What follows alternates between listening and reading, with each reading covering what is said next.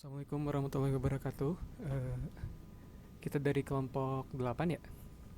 Ya, Kita dari kelompok 8 akan mempresentasikan tentang materi teori inspirasi dan peluang bisnis. Beranggotakan saya sendiri, Adi Mulyadi dan Aprila Nurindah Zulfani. oke. Oke, apa sih inspirasi? Inspirasi itu muncul dari berbagai gagasan dan pemikiran yang baik dalam memecahkan masalah. Inspirasi itu berasal dari faktor internal yaitu pengetahuan dan faktor eksternal yaitu pengalaman dan dilihat atau dialami. Kalau eksternal kayak pengalaman gitu, kayak pengalaman di yang dialami. Dari kedua sumber tersebut itu akan tercipta gagasan yaitu ide untuk memecahkan masalah. Sumber-sumber inspirasi diawali dari munculnya sebuah inspirasi dari berbagai ide. Berikutnya adalah ide bisnis. Apa sih ide bisnis? Yang pertama adalah analisis pasar dan tren bisnis. Terus ada identifikasi keterampilan dan minat pribadi. Ada solusi untuk masalah yang ada, kolaborasi dan kemitraan, inovasi dan teknologi, terus evaluasi risiko dan potensi return. Yang terakhir ada validasi konsep. Berikut adalah penjelasan dari analisis pasar dan tren bisnis. Yang pertama itu adalah pemahaman pasar ya, untuk menganalisa pasar. Itu memahami tren pasar, kebutuhan pelanggan, dan persaingan adalah langkah penting dalam mengembangkan ide bisnis yang sukses. Terus ada penelitian pasar, melakukan penelitian pasar untuk mengidentifikasi peluang yang belum terpenuhi atau kekurangan dalam pasar yang bisa diisi dengan produk atau layanan baru. Contohnya kayak mungkin yang kita sering lihat ya, kayak misalkan di pasar itu kan ada contohnya itu HP ya. Makin sini kan makin upgrade gitu ya, kayak spesifikasinya kayak gitu. Itu adalah kayak apa ya, kayak mengembangkan ide bisnisnya kayak gitu gitu contohnya. Terus kalau kayak di warung misalkan di upgrade dulu jadi ada pembayaran melalui digital, dompet digital atau m-banking kayak gitulah. Terus berikutnya ada identifikasi keterampilan dan minat pribadi. Poin pertama adalah refleksi pribadi. Pertimbangkan keterampilan, minat, dan pengalaman Anda. Ide bisnis yang paling sukses seringkali berawal dari keahlian atau minat yang kuat.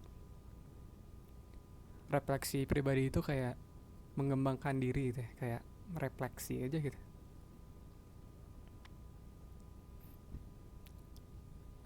Poin berikutnya adalah pengetahuan industri. Manfaatkan pengetahuan dan pengalaman Anda di industri tertentu untuk mengidentifikasi peluang bisnis yang relevan.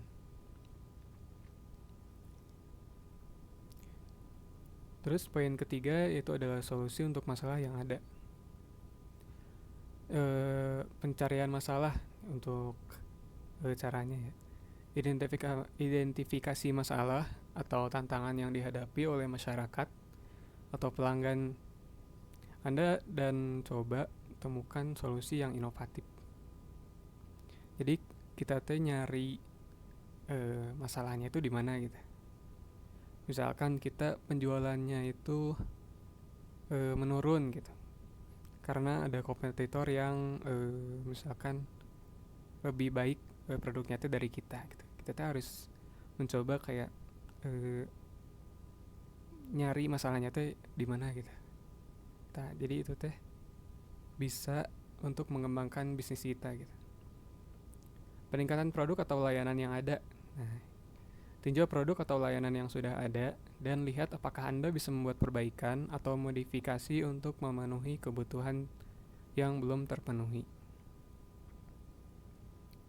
Jadi peningkatan produk itu kayak tadi gitu, kayak mengupgrade spesifikasi yang kita jual, kayak contoh yang HP tadi gitu, atau kayak warung yang pembayarannya cuma cash aja, jadi bisa kayak pakai kris atau dompet digital lainnya gitu.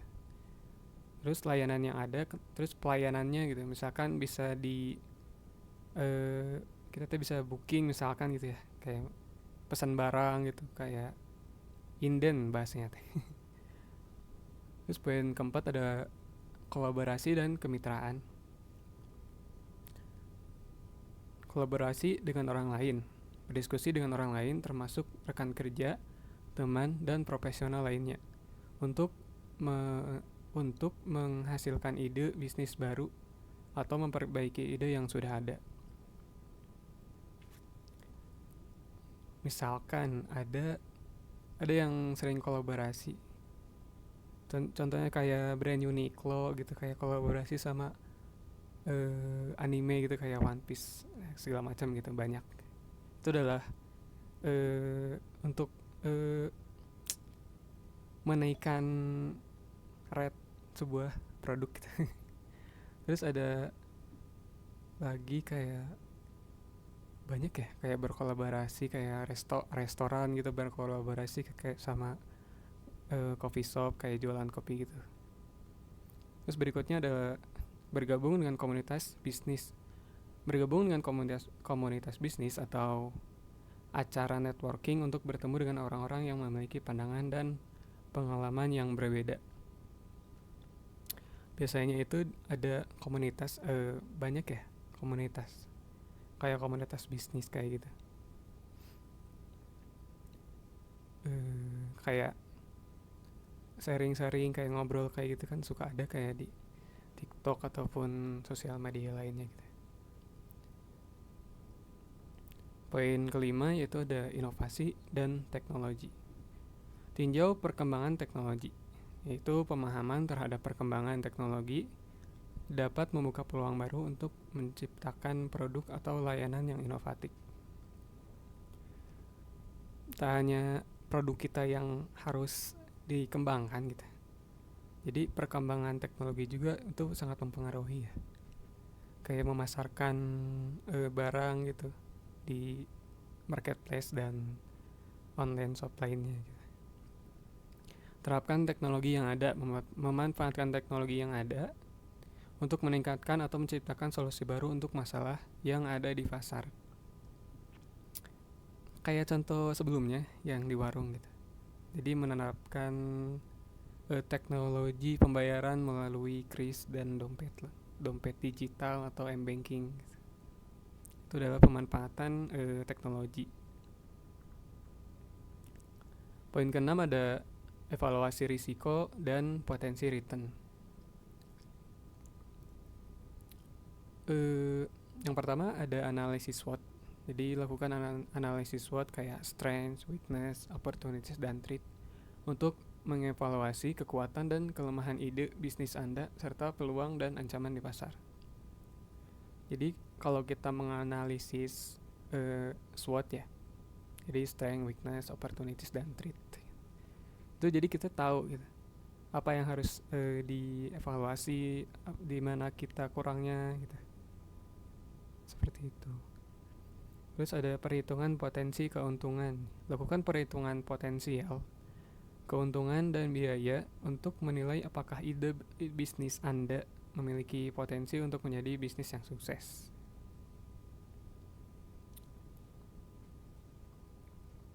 Jadi kita dapat melihat kalau bisnis kita itu misalkan kayak, wih ini lagi naik nih kayak penjualannya gitu, bisa nih jadi sukses gitu.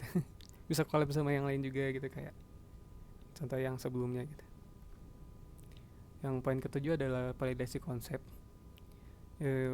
Yang pertama ada uji pasar. Uji konsep bisnis Anda dengan mengumpulkan umpan balik dari target pasar Anda melalui survei, wawancara, atau uji coba produk. Piloting produk atau layanan. Oh, ini adalah poin berikutnya. Kalau uji pasar, jadi kita kayak bikin sampel produk ya. Sampel produk. Terus kayak orang lain tuh kayak feedback gitu, ngasih feedback atau ngasih kritik, saran mungkin ya. Kayak gitu.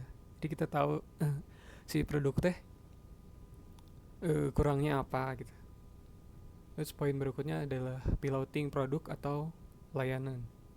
Lakukan pilot atau uji coba untuk produk atau layanan Anda dengan sekelompok kecil pelanggan untuk melihat bagaimana respon pasar terhadapnya. Hampir sama kayak uji pasar, tapi kalau layanan piloting produk itu kayak ya hampir sama kayak uji coba ya. Terus dengan sekelompok kecil, misalkan kayak di lingkungan keluarga atau di misalkan kalau misalkan punya teman sekolah gitu, kayak kayak gitu. Jadi kayak ngasih nyoba gitu, ini produknya gimana sih gitu, terus kita lihat responnya kayak gimana. Berikutnya akan dilanjutkan oleh Teh April, silahkan. Oke, terima kasih Kang Adi. Poin selanjutnya ada analisa peluang dan karakter bisnis.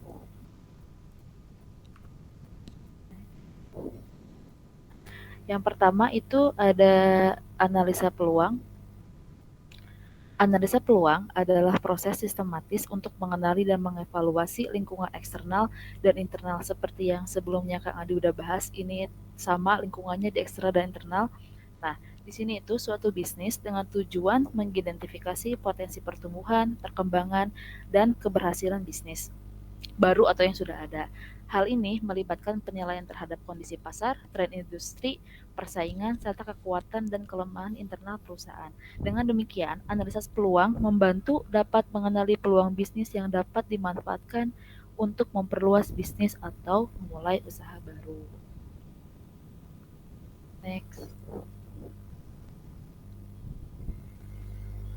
Dengan adanya analisis peluang, ini ada beberapa cangkupan contoh bagian penting yang dapat membantu dalam mengevaluasi potensi bisnis. Nah, yang pertama itu ada pemetaan pasar atau pemahaman industri. Pemetaan pasar atau pemahaman industri adalah mengidentifikasi dan memahami pasar potensial untuk produk atau layanan tertentu ya. Jadi kita harus di dalam pemetaan pasar tuh mengidentifikasi dan memahami dulu nih pasar potensi itu ada di mana gitu ya layanan kita tuh ya. Terus yang kedua ada tren industri. Nah, tren industri ini adalah meninjau tren dan perubahan dalam industri yang relevan dengan bisnis Anda. Nah, seperti yang sebelumnya Kang Adi jelaskan ya, kayak misalkan HP itu. Seiring berjalannya waktu kan spesifikasi prosesornya segala macam berubah mengikuti dengan yang relevan dengan sekarang gitu ya. Nah, ini sama kayak dari tren industrinya. Terus selanjutnya ada analisis persaingan. Nah, di dalam analisis persaingan ini mengevaluasi pesaing utama dalam industri Anda, termasuk kekuatan dan kelemahan mereka kayak tadi weakness dan opportunity dan sebagainya ya. Terus yang keempat ada keunggulan bersaing. Nah, keunggulan bersaing ini mengidentifikasi potensi keunggulan kompetitif yang dapat membedakan bisnis Anda dari pesaing. Bisa dikatakan kita harus punya value ya dalam bisnis itu. Jadi kita harus tahu dulu nih value kita tuh apa dibanding pesaing bisnis yang lain. Terus yang kelima analisis SWOT ya, menilai kekuatan, kelemahan, peluang dan ancaman bisnis. Ini membantu dalam memahami posisi bisnis Anda dan merencanakan strategi yang tepat. Jadi sama seperti topik sebelumnya, SWOT ini kita perlu banget nih pakai bisnis pakai SWOT ini ya, karena kita secara mendalam tuh bisa memahami kekuatannya apa, kelemahannya apa, peluangnya apa, dan juga ancamannya juga apa. Gitu. Next.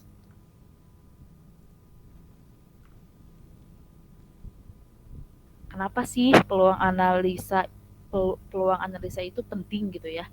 Yang pertama itu adalah membantu mengambil keputusan. Nah, memahami probabilitas kejadian membantu evaluasi risiko dan manfaat dari pilihan yang tersedia. Nah, gitu ya. Selanjutnya ada merencanakan strategi. Jadi dengan analisa peluang juga kita dapat merencanakan strategi ya, memahami peluang pasar, pesaing dan tren industri memungkinkan perencanaan strategis yang efektif. Yang ketiga ada mengidentifikasi resiko gitu ya, membantu mengidentifikasi dan mengukur resiko terkait dengan keputusan, meminimalkan dampaknya gitu ya. Jadi kita memang harus dianalisa dulu ya. Yang keempat, ada menilai potensi keuntungan, memperhitungkan faktor-faktor bisnis seperti permintaan pasar, biaya produksinya, dan juga persaingan untuk membuat perkiraan hasil investasi.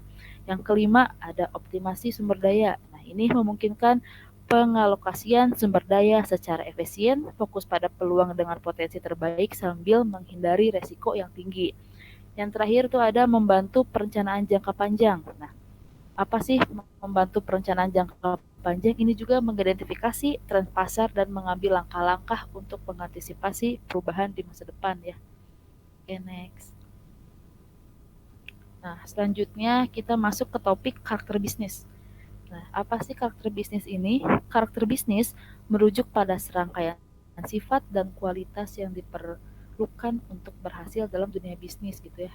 Dalam konteks digital partnership, karakter bisnis menjadi landasan penting karena lingkungan bisnis digital yang dinamis dan cepat berubah memerlukan adaptabilitas dan kemampuan untuk menghadapi tantangan dengan efektif gitu ya. Berikut di bawah ini adalah karakter bisnis. Yang pertama, di dalam karakter bisnis kita harus mengetahui kreativitas. Apa itu kreativitas? Kemampuan untuk berpikir kreatif dan menciptakan ide-ide baru untuk memecahkan masalah atau mengembangkan produk yang menarik ya. Yang kedua, ada ketahanan. Ketahanan itu apa? Kemampuan untuk tetap fokus dan tegar menghadapi tekanan, ketidakpastian, dan kegagalan dalam menjalankan bisnis. Selanjutnya, contoh yang lain ada fleksibilitas. Nah, fleksibilitas itu kemampuan untuk beradaptasi dengan perubahan cepat dalam teknologi, pasar atau kebijakan serta siap untuk mencoba hal-hal baru.